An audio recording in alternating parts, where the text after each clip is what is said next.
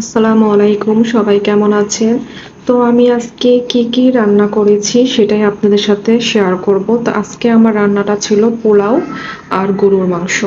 তো আমি প্রথমে পানিটা দিয়ে দিলাম গরম করার জন্য। আগে গরম করব পানিটা, তারপরে আমি এটার মধ্যে চাল দিয়ে দেব। অনেকে আছে একসাথেই দেয়, পানি দিয়ে তারপরে চাল একসাথে বসিয়ে দেয়, কিন্তু আমি আগে পানিটা গরম করব তারপর চালটা দিব।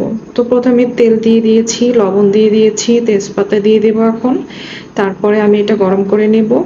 গরম হয়ে গেলে আমি চালটা এটার মধ্যে দিয়ে দেব।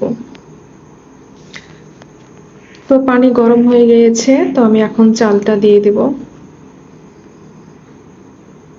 চালটা আমি আগেই ধুয়ে রেখেছিলাম, তো ধুয়ে রেখেছি, এখন আমি চালটা দিয়ে দেব। তো মাঝে মধ্যে পোলাও, গরুর মাংস বা মুরগির মাংস করা হয় মাঝে মধ্যেই, কারণ আমার বাসার সবাই পছন্দ করে, তার জন্য মাঝে মধ্যেই খাওয়া হয়। আর আমার ছোট বেবিটা আবার পোলাও খুব পছন্দ করে, ওর জন্য রান্না করা হয় বেশিরভাগ। তো আমি এখন গরুর মাংসটা রান্না করব। তো পেঁয়াজ কুচি আমি দিয়ে দিয়েছি, এখন এর মধ্যে রসুন বাটা দিয়ে দিলাম। পেঁয়াজ বাটা, রসুন বাটা দিয়েছি, আদা বাটা দিয়ে দিয়েছি, একটু জিরা বাটা দিয়েছি। এখন আমি অন্যান্য সব মশলা দিয়ে দিব, হলুদের গুঁড়ো, লবণ,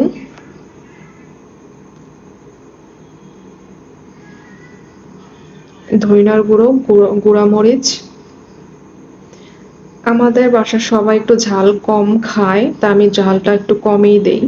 তো গরুর মশলাটা দিয়ে দিয়েছি, একটু তেল দিয়ে দিব।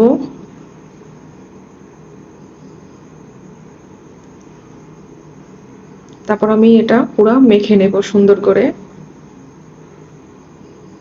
কাঁচামরিচ, কয়েকটা কাঁচামরিচ দিয়ে দিয়েছি, এখন এটা আমি নেড়ে নিব। এটা আমি এখন চুলায় বসে দিয়েছি।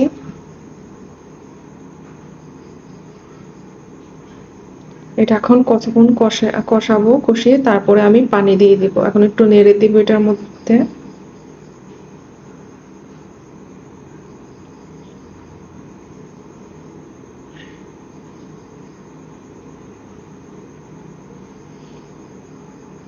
কষানো হয়ে গিয়েছে, কষানো হওয়ার পর আমি পানি দিয়ে দিয়েছি। অনেকটাই হয়ে গিয়েছে সেদ্ধ।